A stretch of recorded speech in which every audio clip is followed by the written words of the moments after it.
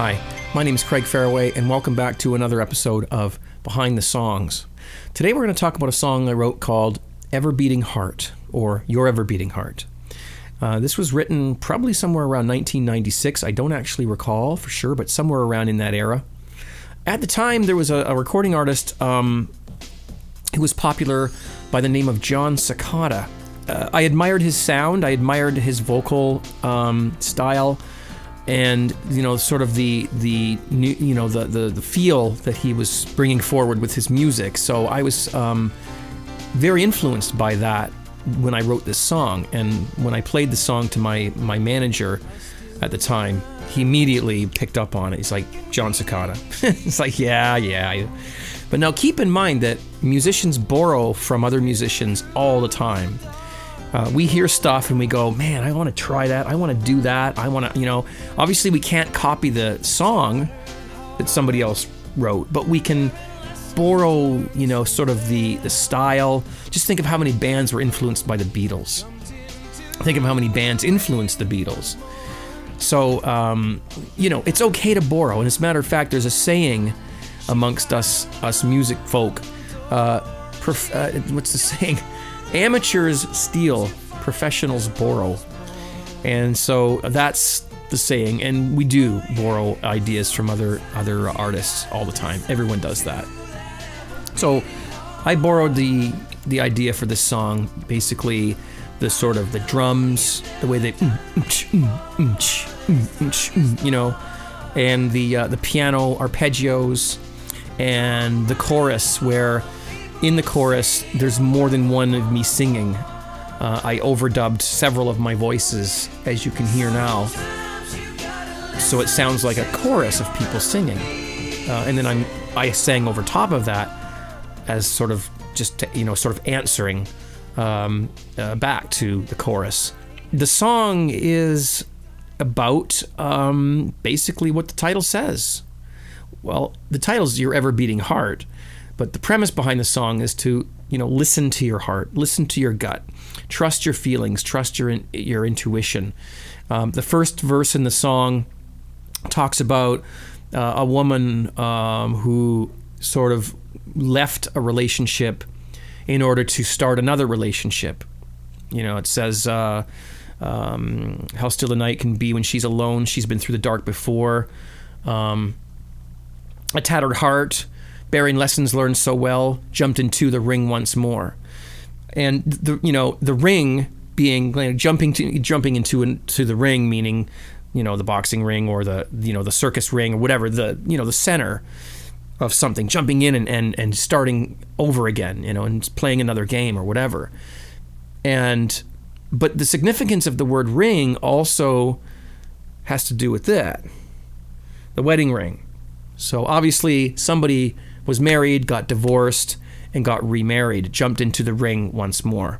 So, and the whole thing behind that verse is that this person felt that there was an opportunity there that she would be missing out on if she didn't take advantage of it. And that, if that meant ending a marriage and starting a new one, then that's something that she thought was worthwhile. And she listened to her heart. Now, whether that panned out for her, well, that's for you to decide, because it's a fictional story, although it happens all the time. The second verse is basically a little story. It's about a man who sees a woman out on the street passing, or on a bus or something, sees her, and really she captivates him. His heart is beating, his heart's pounding. He's like, wow, she's great, and then, she's gone.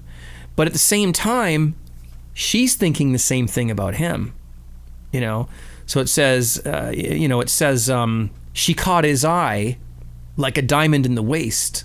His heart was pounding like a drum. And as she turned to go, she dreamed of a man she'll never know. And that's the words there. It's the lyrics. And it's kind of like, they both were thinking the same thing. Neither of them followed their intuition. They walked by each other and they never met, which is a shame, because could have changed their lives, right? So it's a story about, keeping your sniffer on, keeping your antenna up, paying attention, and listening to your inner self, listening to your heart. And that's basically what the song is about. It was recorded in the bedroom of the apartment where I lived at the time with my then girlfriend, who's now my wife, and using a Roland U20 keyboard. I forget what drum machine. I think the snare drum, I think that sound was actually sampled straight from a John Cicada CD. I just grabbed it and used that, because I really liked the sound of that. It's not a traditional snare drum sound, very 90s. And it was, I used a Fostex 164 track, and to sequence the keyboard parts, I used a DOS-based program called Voyetra.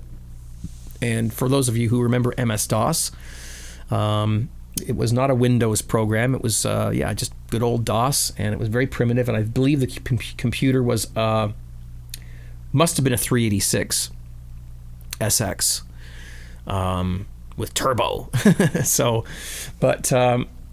Recorded and mastered onto a VHS Hi-Fi VCR. I did the overdubs on the 4-track by bouncing. If you guys, all you recording engineers, know what that means. You copy one track to another track, and while you're copying it, you add another voice into that, so you double it, and then you do that again, and you triple it and whatnot, so you end up with 4 or 5 voices. Then, of course, there's processing that you can do to that to make it sound like even more voices. I probably used that rack right there, which with all the knobs on it, the 5 knobs there. That's a digital delay chorus flanger. I most likely used that to get make it sound like more voices. And I think that's about it. Why don't we take a listen to the song?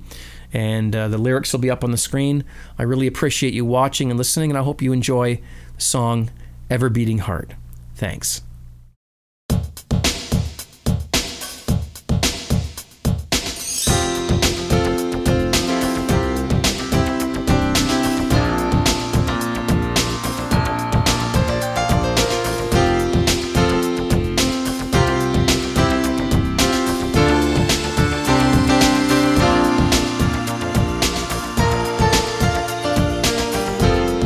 Still the night can be when she's alone. She's been through the dark before.